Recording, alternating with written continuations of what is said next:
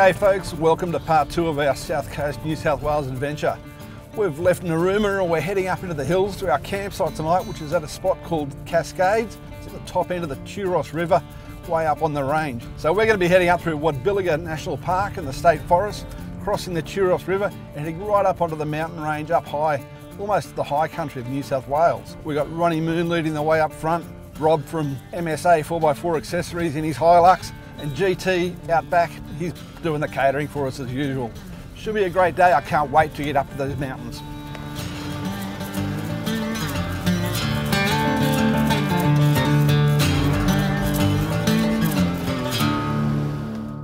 During this leg of our journey, we're wandering inland from Narooma through the mountains and forests and the Wadbilliga National Park before heading south to Pambula, the historic old goldfields, Mimosa Rocks National Park and the spectacular views of some of the highest peaks in the area.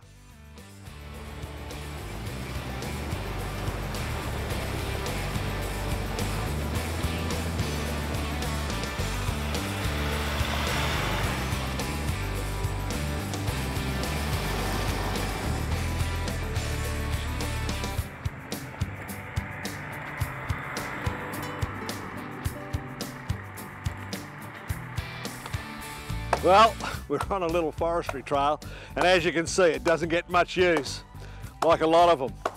We've got a small tree down here, which with our trusty saw and axe, we'll clear. And a bit of effort.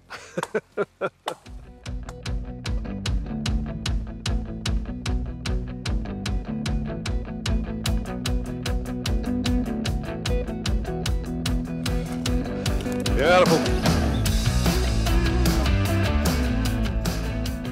One of the things that surprised us on this trip was the obvious lack of use that many of the tracks have. Many we travelled on hadn't seen a vehicle for months or even longer. There was a lot of timber down, and we didn't even have a chainsaw. How dumb was that?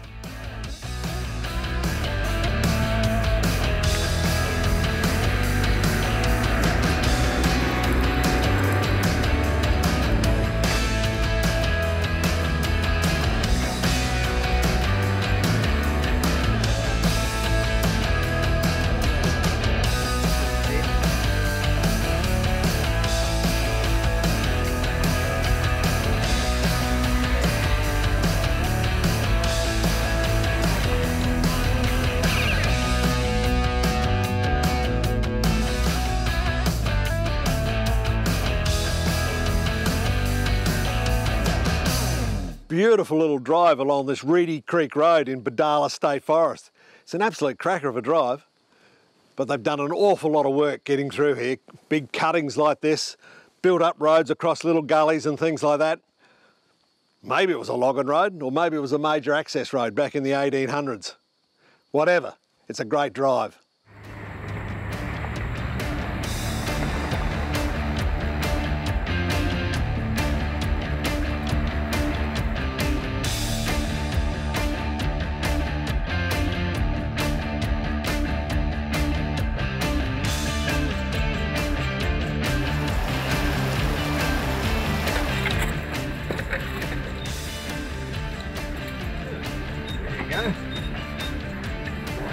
Stream.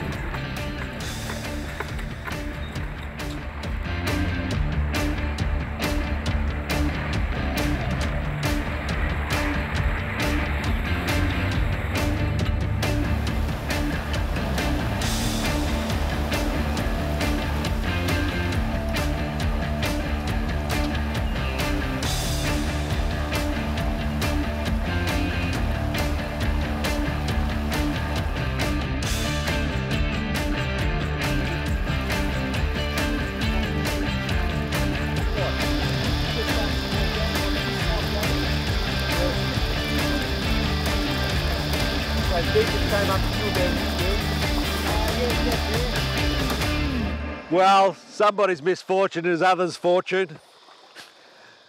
Well, I'm always thinking that after all the rain we had last night that the river might be up here. This is the Turos, and you know, if you had to get across, you'd give it a good shot. But that current's flowing really fast, and my sort of standard is if you can't stand up against the current or your feet are getting swept away against the current and it's up to about here, you're really starting to push your luck in a four-wheel drive. So we're just going to do the sensible thing, the boring but sensible thing, and retrace our steps a little bit and go up to a bridge that's across the river, further downstream it is in fact, and then come back around. It's a pity, but some people are enjoying it anyway.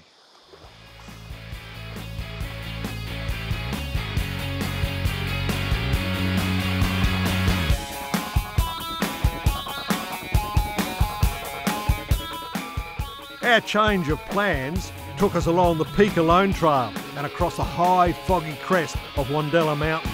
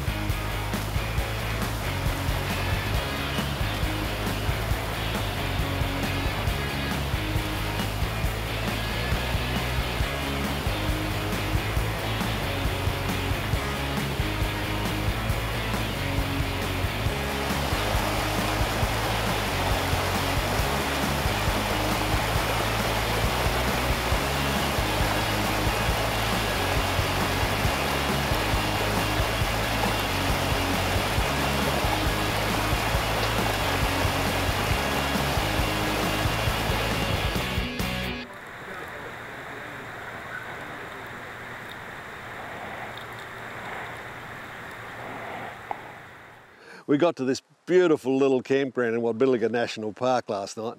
Top little spot. Wasn't as planned though. Yesterday, man oh man, we had trees down, big trees, flooded rivers, really scrubby tracks. So nothing went quite to plan, but we ended up here. So beautiful. The moral of the story is, if you're exploring this country in this forested area, be prepared to be flexible and enjoy the travel and the journey. It's a top spot, beautiful.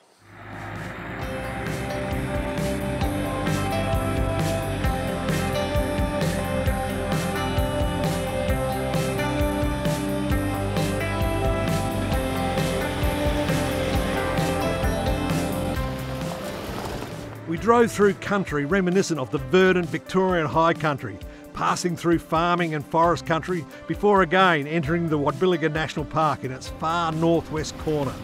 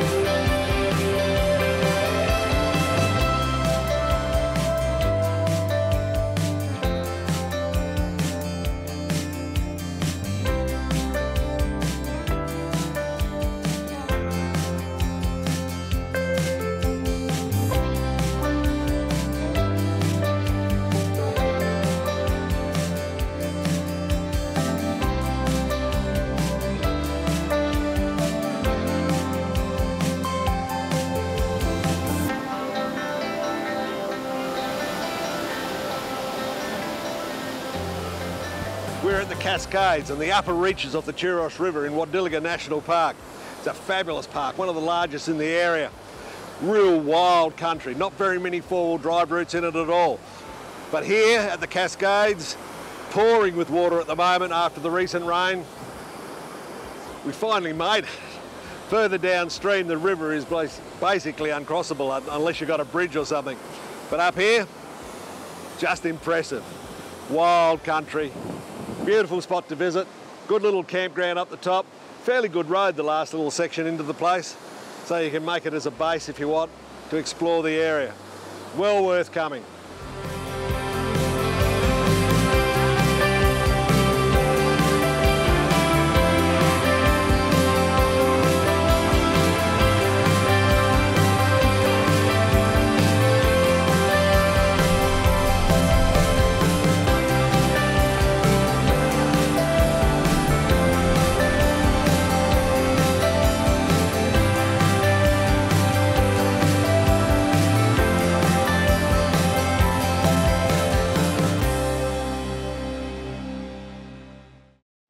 Hi mate, how are you? Yeah, good, yeah, good. No, we're up in the mountains at the moment, but I was hoping you would take us into those Pambula goldfields. I know you took me in there once, but I can't remember the way. I know it's pretty close to Pambula and all that sort of stuff, but yeah. Yeah, tomorrow. Yeah, tomorrow would be great. Where we meet, in Pambula itself? Yeah. Okay, and it's what, 15 minutes, half hour from there? Yeah, sounds good. Yeah, okay, okay, okay. We'll see you then. Okay, mate. Thanks, pal. The Pambula goldfields. I've been there before, but my mate Ron Croker knows it really well, so he's going to take us in there tomorrow. So that's all sorted. That's good stuff. It'll be fantastic. In the meantime, we've got this beautiful camp to enjoy. As always, when we're out travelling the bush, we like to have fresh food, cold drinks with us. The best way to do that is with a car fridge. Here we've got the latest CFX 50 series from Dometic, a great fridge with a really good reputation here in Australia. Like most fridges, got a good solid construction, good tie down points on it. We've taken the handles off this one and just used a strap-in kit because it's permanently mounted to the vehicle, but they do come with big solid handles here so you can carry it around. The CFX 50, it's quite a large fridge, takes plenty of stuff inside. The lid is reversible, so you can lift it up from either side, but you have to unscrew the hinge and swap it over, so depending on how it's set up in your car, you can't just do it from either side all the time. Open it up, plenty of room inside for all your gear, well insulated inside here. All the usual features you expect of a good quality 12-volt fridge. Some of the things you don't normally expect on these things. This one has an app, so you can set it up to your Android or your iPhone and have it controlled from the front of the car or wherever your device is. You can set the temperature, you can have an alarm on there, so if it gets warm or shuts off for whatever reason, you can have an alarm go off to warn you that the stuff in there isn't as it should be. So it's a really clever thing. You got your phone mounted on the dash of your car, you can always see what the temperature is inside your fridge. And another little feature here, you got a USB plug, little port here for charging up your devices, anything you can use that energy for. But yeah, all in all, it's another great product from Dometic. Keep your food and drinks cool while you're away, just what you want. This vehicle is really well set up and the fridge is permanently mounted into the MSA slide, but you don't always have that. And your fridge may not always have a dual battery system to back it up. So there are solutions for that as well. So here we've got the Dometic CFX 50 out of the vehicle. So it's not running on the car's battery power. If your car doesn't have a dual battery system in it, you need an alternative source of power so you don't drain your starter battery. Dometic's got you covered there. And here we've got a few different solutions. Solar power, a lithium-ion battery pack, all to power your Dometic fridge. The way we've got this set up right now, the sun is coming into the solar panel, it's charging the battery pack is powering the fridge. That's running nicely, it'll run as long as it's got sun shining. Then you can unplug the solar panel and just run straight off the battery pack. Alternatively, if you had the fridge in the car, you could just have that solar panel charging your battery pack. You can use that for all sorts of uses, charging other devices, powering lights, all sorts of things, just straight off the battery pack. You've got a complete solution here to keep your fridge cool and all your power supplies fed. Time to catch up with my old mate Ron Croker to take us into the little known Pambula goldfields.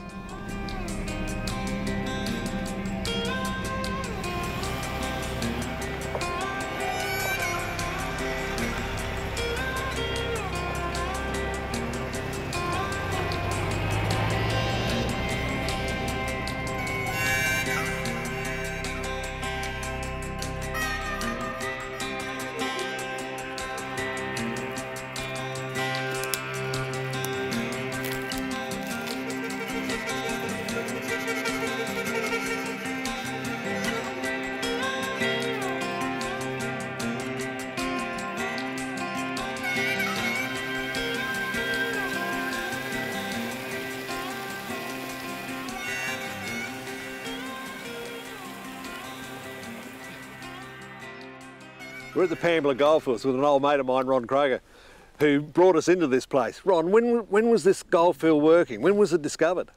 I believe it was discovered in 1888, and then it worked right through until something like 1928. Okay. When they seemed to think they'd run out of gold here then, and apparently there's been a few private prospectors walk through and had a look around, but nothing ever eventuated after that. Man, that shaft up the top's a deep one. 500 foot deep, mate, you wouldn't want to fall down there. What were you saying? How much gold were they recovering per tonne? Well, there's one shaft tunnel they went through, and supposedly they've got between 40 and 50 ounces of gold per tonne. 40 to 50, that's unbelievable. It's unbelievable. The only reason that I read it, yeah. but if it's right or not, I don't know. That's a fantastic amount of gold. Considering these days, you know, a tenth of an ounce and it becomes worthwhile. That's right, yeah. 40 to 50 ounces, they must have thought they were in heaven. What would you think? You'd have to. So there's all those shafts up through there and tunnels and drives and things like that. And down here where we're standing is where the, I guess where the processing plant was. You can see the remains of the, there's a 5-head crusher there and it's crusher box. And this is part of the old steam engine and all that sort of stuff. That's right. Yeah, so they would have fed all the ore down here to crush. I believe there was an overhead sort of gantry bringing all down here to get crushed. Yeah, and there's more stuff down on the creek as well? Well, there's kiln down there where they made the bricks for the walls. I know there's 2 dam walls. There's one down here, there's another one further down the creek, and that's where they made the bricks out of these little kilns down here. So since 1928 there hasn't been any work done through here? Not that I know of. Okay. Okay. It's good to see some of the old machinery still here, even if it's not in anywhere near working condition. At least it's still here. Incredible amount of effort to bring this stuff into these places, eh? What would it cost with what do they have then? Draft horses and bullocks. Yeah. And to get all this machinery in here. Yeah, no, phenomenal. What a headache. We go back a few years, don't we, to that Cape York trip, didn't it? That's right, that was it first started when you were running 4x4 trips, and we advertised in the magazine for anyone interested in doing that trip, and we'd just retired. And I thought, gee, I wonder if it's possible to get a trip with Ron and Viv Moon. Or Ron and Viv Croker with Ron and Viv Moon, No, it was good. It was a fabulous trip. Oh, it was excellent. Yeah. So you've done a lot of travelling. I've seen that map of yours on Australia. I don't think there's anybody else I know who's done as much as you. Take a lot of catching you up. I know what you're like. Look at a map. I haven't done that little track. I'll go and do that. That's right. No, you've had a great time, mate. It's been great travelling with you too. So thanks for bringing us into here again. That's good. No worries, mate. Thanks very much. Thanks again. Thank you. No worries. From the old goldfields, we struck inland to one of the highest peaks in the area, Pamela Peak.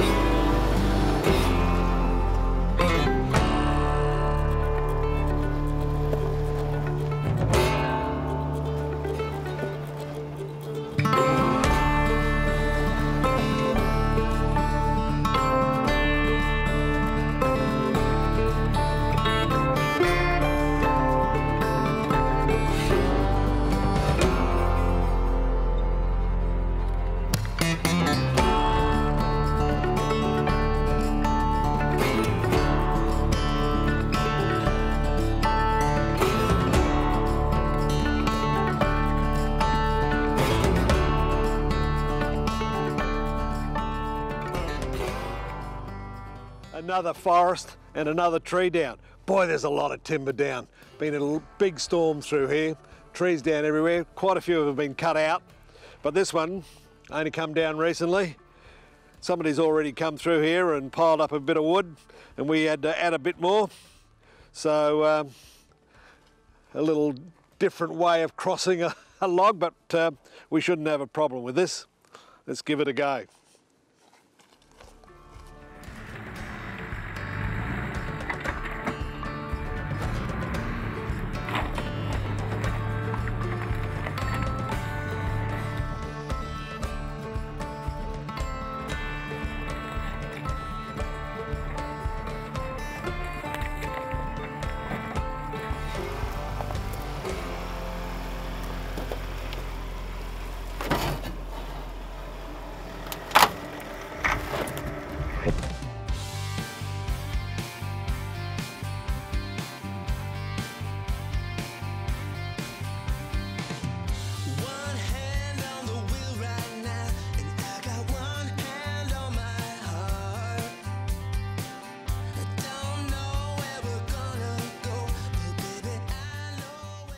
What a cracker of a view.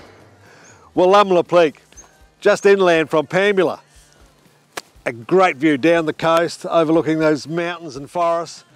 360 degrees, right around all the peaks of the Villiger Valley to the north. It's fantastic. Less than an hour's drive from Pambula, a few nice forestry trails. Great stuff.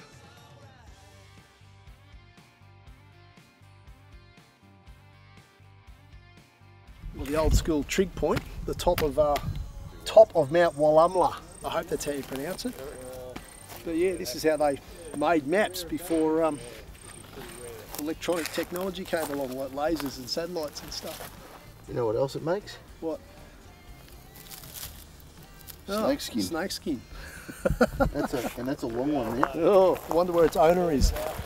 Probably not far. We took the rocky, often scrambling Willamla Peak fire trail off the mountaintop and found our way north and back to the coast.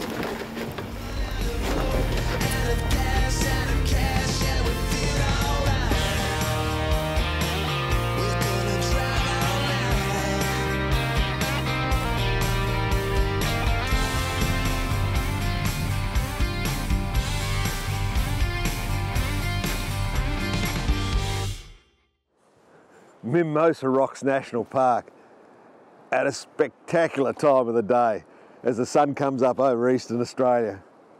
It's a fantastic place. It's fairly typical of this whole southern coastline of New South Wales. Lots of national parks, long stretches of really impressive coastline, rugged headlands, sweeping bays, long surf beaches, quiet estuaries. It's no wonder so many people love coming here. I know I do. Whether you're into surfing or spearfishing or diving or fishing or stand-up paddleboarding, there's something here for everybody. You can laze on a quiet beach or go and look for something more exciting. It's a fabulous destination. And then inland, you got the mountains as well. What more could you ask for? We're going to do a bit more exploring today. But right now, I'm just savouring this moment. It's fantastic.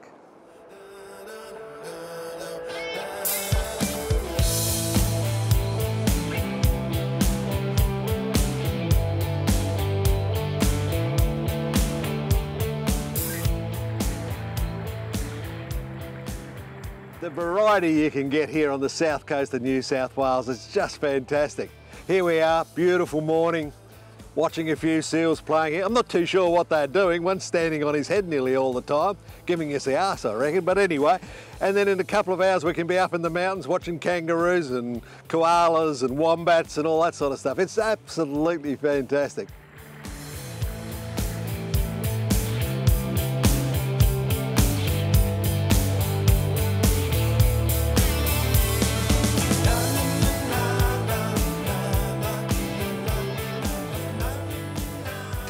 Beautiful Tathra, typical village on this coast here. First settled around the 1830s by pioneer people coming down the coast and then moving inland. This jetty, built about 1862, is the oldest surviving one on the coast. About a year ago, big bushfire came through here.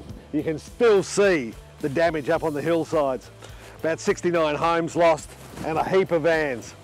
Bit of a tragedy really, but the town survived and has recovered really well. Great place to visit.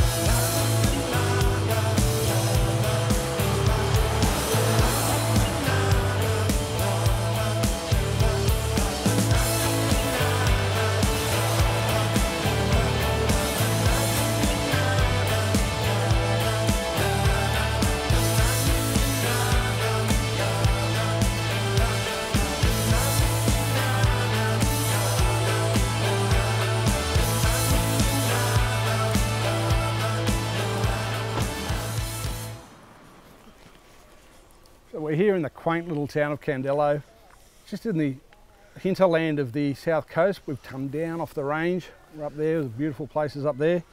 This looks like a nice little town though. We're going to restock here at the general store, probably spend the night at the pub, then set off on our next adventure, Ron. Yeah, sounds like a good plan. Original four-wheel drive, mate, although it's got no drive, plenty of ground clearance and 1 horsepower. It's probably got about as much plastic as a modern four-wheel drive in it though. Let's go to the pub. Yeah, sounds good. Okay.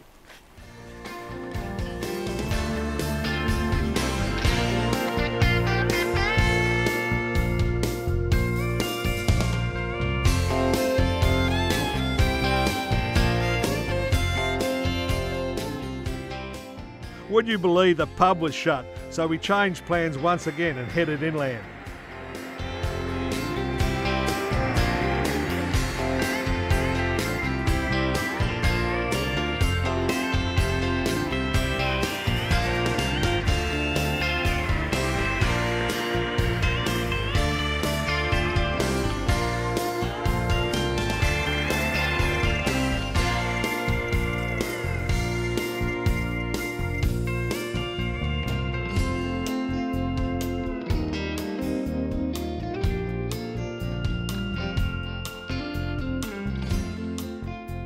Many of the national parks down here on the south coast, especially the most popular ones, you require a day permit for your vehicle, fill out this form, all that sort of stuff, and put it in here. And then you also need to book the most popular campsites. Now they are done on the web, so you've got to have a web connection from somewhere or do a phone call. The web connection is a lot easier to do it beforehand. So remember that. However, some of the more remote campsites and parks, you don't need a permit or a camp fee at all, which is fantastic. So it just depends on the national park, where you're going, and these popular places, you need to do both.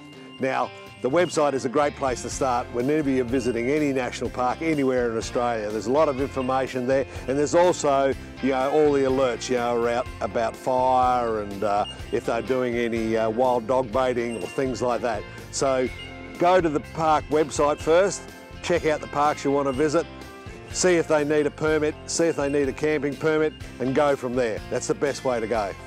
Some of the parks have got fantastic facilities. This one here has got even hot and cold showers. Fabulous.